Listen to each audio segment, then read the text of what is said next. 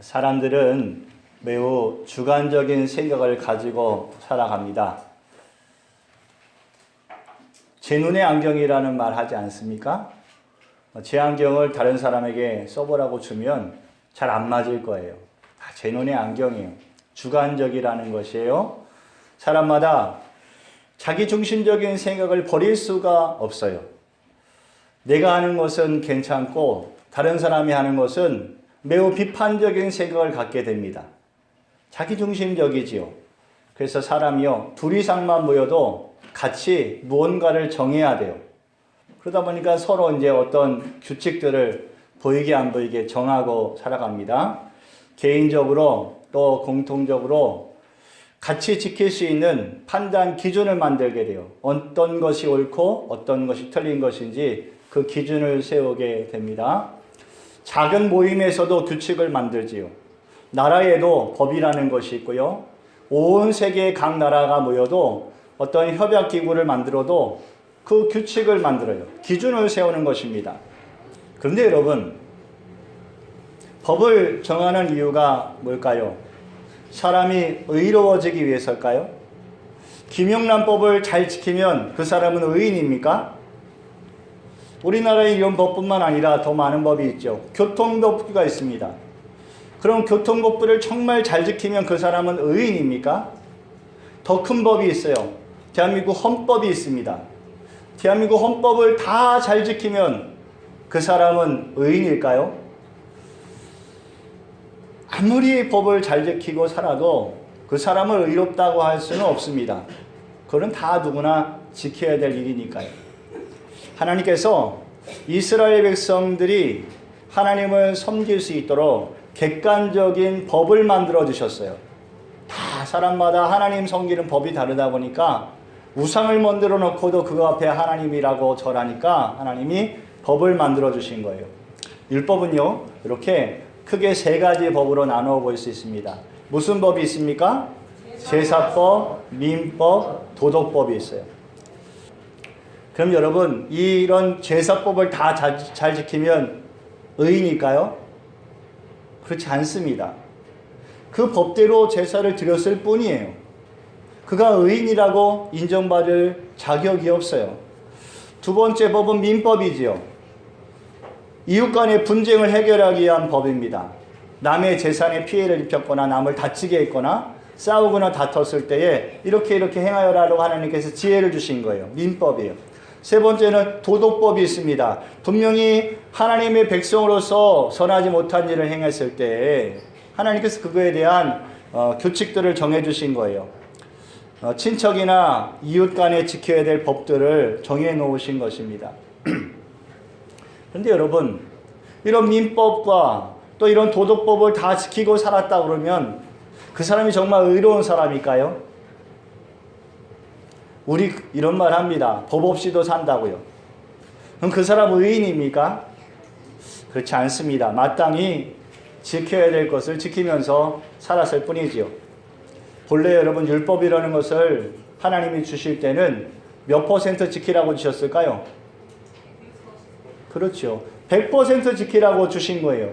613가지의 율법이 있다고 합니다. 근데 그 중에 끄트머리 하나를 어겼어요. 그럼 그는 율법 전체를 어긴 것과 같은 죄를 지는 것이에요.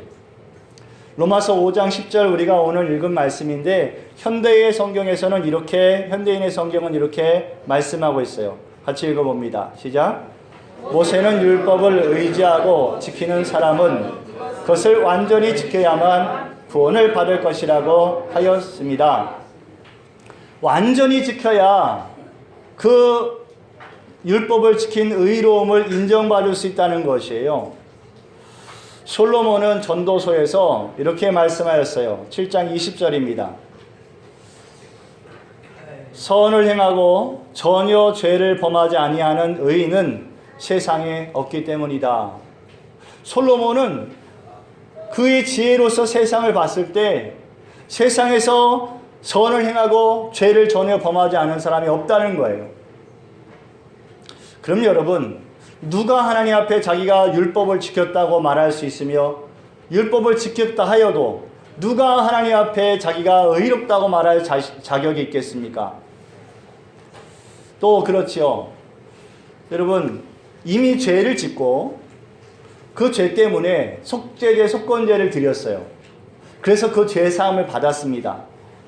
그러면 이 사람은 죄사함 받았어요. 그러면 의인입니까? 어떤 사람이 남의 집에 가서 들어가서 물건을 훔쳐 나왔어요. 그래서 그 잡혔어요. 그래서 그 대가를 치루었습니다.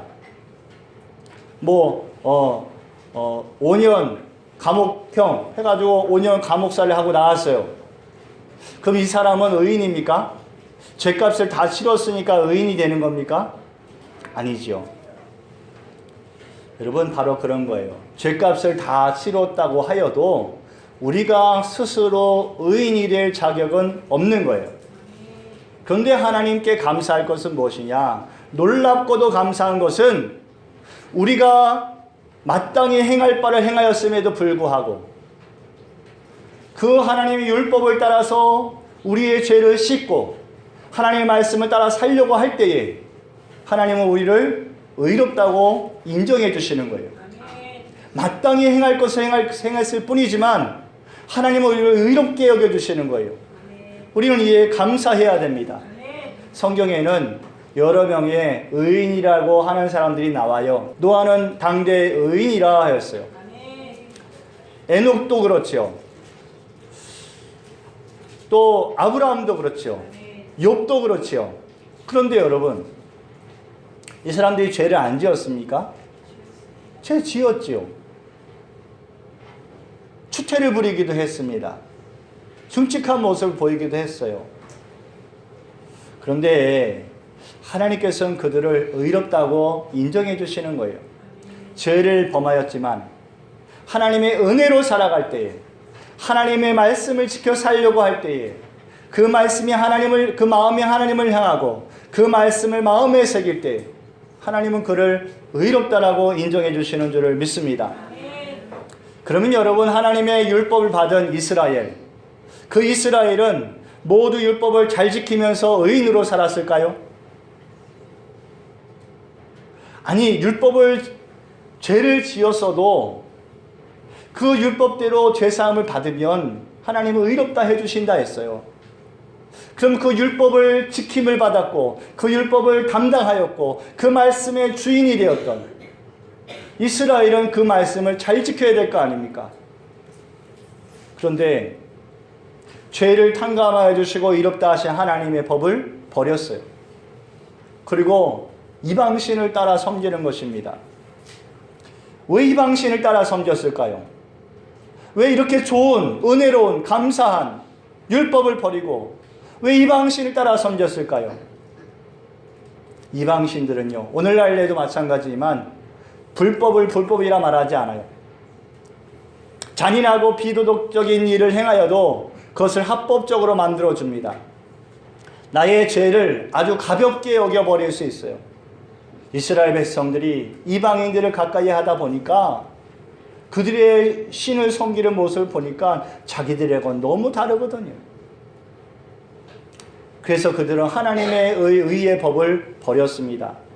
결국에는요, 이스라엘이 율법을 버리고 그들이 하나님 앞에서 하나님을 떠났을 때 그들은 하나님의 도움에서 벗어났어요. 하나님의 은혜에서 벗어났어요. 그들은 패망하게 되었고 불순종의 결말을 보게 되었습니다. 이방신에게 마음과 생각을 빼앗긴 이스라엘이 멸망하는 거, 여러분, 그것은 당연한 일이에요. 그런데 어떤 사람도 멸망에 이르렀냐? 하나님께 열심을 내었던 사람도 그들도 역시 멸망했다는 거예요. 왜 그랬을까요? 율법을 버렸기 때문에 멸망을 당한 사람들은 당연합니다. 그런데 하나님께 열심을 내었던 사람들까지도 그들도 패망하였어요. 오늘 본문 2절과 3절 말씀에 이렇게 말씀하고 있습니다. 시작. 내가 증언하노니 그들이 하나님께 열심히 있으나 올바른 지식을 따른 것이 아니니라. 하나님의 의를 모르고 자기 의를 세우려고 힘써 하나님의 의에 복종하지 아니하였느니라. 하나님을 향한 열심을 내었던 사람의 마음에 틈이 생겼어요. 그 틈에 무엇이 스며들었냐? 욕심이라는 것이 스며들었어요. 그래서 하나님의 율법을 지킴으로 하나님께서 의롭다 해주시는 그 은혜를 감사하는 것이 아니라 자기 스스로 의롭다함을 얻으려고 노력하게 되었어요. 여러분, 잊어버리면 안 돼요. 율법을 지킨다 하여도 그것이 의로운 것이 아니라는 것을 잊어버리면 안 돼요. 하나님께서 의롭다 인정하여 주신 은혜를 입은 것이라는 것을 우리 깨달아야 합니다. 그런데 율법을 지키다 보니까 사람들보다 조금 더 잘 지키는 것 같거든요. 다른 사람들보다 내가 믿음이 더 좋은 것 같거든요. 그러니까 어떻게 돼요? 자기 의를 세우게 돼요. 속으로는 죄의 마음이 아직 남아있으면서도 겉으로는 율법을 행한다고 사람들 앞에서 자기 의를 세우려는 마음이 있는 것입니다. 죄를 미워하고 의를 행하는 것이 아니라 오히려 의롭게 보이려고 욕심을 마음에 품게 된 것이. 이런 마음을 가지면요, 결국에는 패망해요. 왜냐? 하나님 앞에 진실함이 없으니까요. 하나님의 말씀을 진심으로 받아들이지 못하니까요. 그 마음에 하나님 말씀이 와서 부딪히고 그가 깨어지고 새 사람이 되어야 되는데 자기 의를 높이다 보니까 자기 의가 낮아질까 봐 하나님의 은혜를 깨닫지 못해요. 여러분, 하나님의 의는 사람의 완전함이 아닙니다. 사람이 흠도 없고 티도 없고 율법을 완벽하게 지킴으로 하나님의 의에 이룰 수 있는 것이 아닙니다. 로마서 3장 23절 말씀에 이렇게 말씀하였죠. 시작. 모든 사람이 죄를 범하였음에 하나님의 영광에 이르지 못하더니. 누구든지 이미 죄를 짓고 속죄제를 드림으로 죄사함을 받았지만 그 사람이 이미 지은 죄를 어쩔 수 없는 거예요. 다 사람이 범죄하였어요. 하나님의 영광에 이를 수 없었어요. 그런데도 하나님은 그 법을 따라 속죄하고 속건제를 드리는 그 백성들을 불러서 내가 너희를 의롭다 라고 말씀하시고 인정해 주시는 겁니다. 결국에는요, 율법을 통해서 의롭다함을 얻은 게 아닌 거예요. 그 율법을 지키려고 하나님의 은혜 아래 거하며 하나님 앞에서 거룩하려고 그 말씀을 따라서 살아가기를 힘쓰는 그 정직한 마음을 보고 하나님께서 그를 의롭다고 인정해 주시는 거예요. 결국 하나님의 의는 뭐냐? 긍휼인 것이. 우리를 긍휼히 여겨주시는 하나님의 마음이 우리에게 하나님의 의인 것이. 그런데 이스라엘이 이런 하나님의 마음을 알지 못했습니다. 하나님의 명령이 매우 지키기 힘든 것이라고만 생각했어요. 사람이 하나님의 명령을 헤아려 알기가 어렵다고 생각했습니다. 그래서 하나님의 뜻을 알기 위해서 하나님 나라에 올라갈 자가 없다. 하나님의 뜻을 알아보려고 저 바다 끝에 내려갈 자가 없다.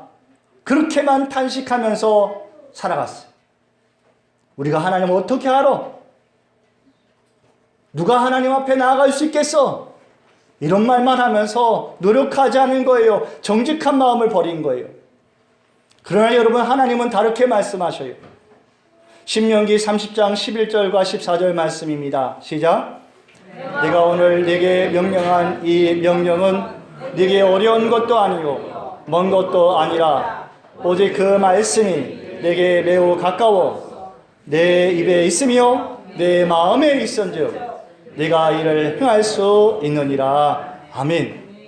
하나님의 법은요, 하나님의 말씀은요, 하나님의 명령은 우리에게서 먼 것이 아니라는 거예요. 우리의 입에도 없고 우리의 마음에 두셨다는 거예요. 율법의 종이 된 이스라엘, 하나님은 그들을 구원하기 위해서 율법을 돌에 새기지 아니하고 그들 입술과 마음에 새겨 주셔요.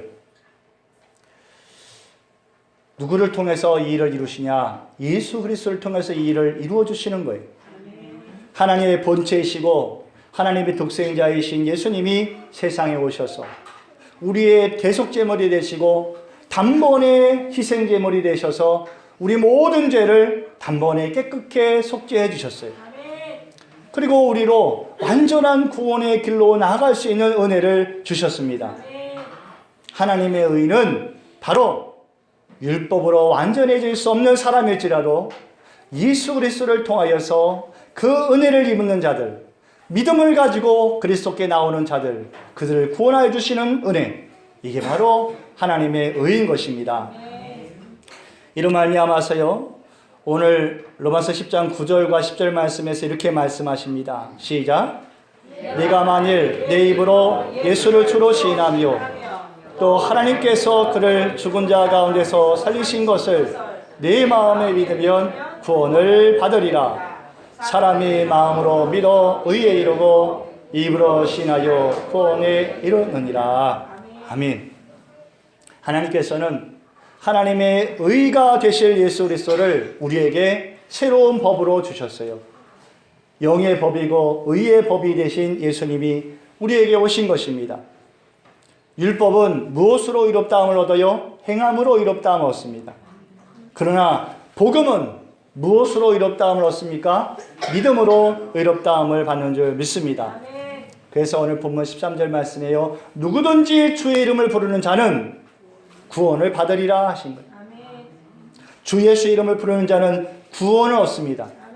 이게 하나님의 의예요. 우리에게는 의가 없어요. 그러나 하나님의 의는 우리에게 임하여 내려오셨어요.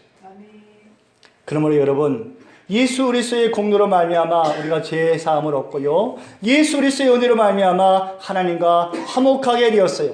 우리는 이제 죄 사함 받기 위해서도 예수님 이름을 불러야 하고 하나님과 화목하기 위해서도 예수님을 불러야 합니다. 그런데 그럼에도 불구하고 여러분, 우리에게 남아있는 것이 있어요. 뭐냐? 연약함과 실수라는 것이. 이 연약함과 실수, 이것 때문에 우리는 끊임없이 예수님을 불러야 됩니다. 예수님을 찾아야 됩니다. 우리가 잘하였다 생각하는 순간에도 예수님 불러야 돼요. 그 잘한 것은 우리의 의가 아니니까요. 예수님의 은혜로 믿음이 있습니다. 아멘. 예수님의 은혜로 우리가 예배 드릴 수 있습니다. 예수님의 은혜로 우리가 함께 사랑할 수 있고요. 예수님의 은혜로 수고하고 헌신하고 화평하고 기쁨과 즐거움을 나누고, 예수님의 은혜로 감사하며, 예수님의 은혜로 하나님의 자비함을 얻고, 예수님의 은혜로 우리는 천국 소망을 가지고 살아갈 수 있는 것입니다. 말씀을 정리하고 마치겠습니다. 하나님의 의는 사람이 스스로 만들어낼 수 있는 의가 아닙니다. 사람은 스스로 의로워지려고 노력하겠죠. 그러나 스스로 노력하면 노력할 때마다 더해지는 것이 있어요. 사람의 욕심과 탐심이라는 거예요. 내가 이만큼 의로워졌어. 내가 이만큼 의로운 일을 행했어. 이런 욕심과 탐심이 그 믿음을 덮어버립니다. 오직 우리는 믿음으로만 의에 이르게 되는 줄 믿습니다. 그리고 예수 그리스도께 순종함으로 이제는 그 의의 열매를 맺어가게 되는 줄 믿습니다. 예수님께서요, 가이사랴 빌립보 지방에 내려가셨을 때 예수님이 제자들에게 물어보셨어요. 얘들아, 사람들이 나를 누구라 하느냐? 그랬더니 제자들이 다 한마디씩 합니다. 예수님, 어떤 사람은 예수님 보고 세례 요한이라고 하던데요. 예수님, 어떤 사람은 엘리야라고 하던데요. 어떤 사람은 예레미야 같은 선지자 중에 한 사람이라고 하던데요. 예수님께서 베드로를 주목해 보셨어요.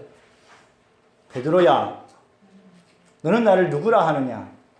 그랬더니 베드로가 이렇게 말합니다. 시작. 시몬 베드로가 대답하여 이르되 주는 그리스도시요 살아계신 하나님의 아들이시니이다. 아멘. 이런 베드로를 향하여서 예수님이 또 이렇게 말씀하시지요. 17절 말씀입니다. 예수께서 대답하여 이르시되 바요나 시몬아, 네가 복이 있도다. 이를 네게 알게 한 이는 혈육이 아니요 하늘에 계신 내 아버지시니라. 사람이 알겠는 것이 아니라는 거예요. 너가 지으러서 한 것도 아니라는 거예요. 그 입술이 복되요. 바요나 시모나 네가 복되구나. 예수님을 그리스도로 고백하는 자, 하나님의 아들로 고백하는 자, 그는 복된 사람입니다. 그러나 그것을 고백했다고 해서 스스로 높아질 것이 아무것도 없어요. 하나님의 은혜이기 때문인 줄을 믿습니다. 우리의 삶은 무엇으로 의로움에 이릅니까? 우리는 예수님으로만 말미암아 의에 이르게 되는 줄 믿습니다. 우리의 믿음에, 우리의 생각에 내가 무엇을 이루었다고 생각한 것이 있습니까? 내가 무엇을 이만큼 행하였다고 생각한 것이 있습니까? 그거 여러분 다 찢어버리십시오. 그거 다 쓰레기통에 넣으십시오. 그리고 새 종이에 쓰십시오. 나는 오직 주님으로만 살아갈 수 있습니다. 나를 만드신 분도 하나님이시고, 나를 새롭게 하신 분도 주님이시고, 나를 구원하여 이끄실 분도 주님이십니다. 나를 주의 의로, 하나님의 의로 새롭게 하셔서 그리스도의 종된 삶을 살게 하여 주시옵소서. 이제 여러분과 저희의 삶이 하나님의 의의 열매가 되고 그 열매로 하나님을 영화롭게 드리는 거룩한 성도의 삶이 되시기를 축원합니다. 기도드리겠습니다.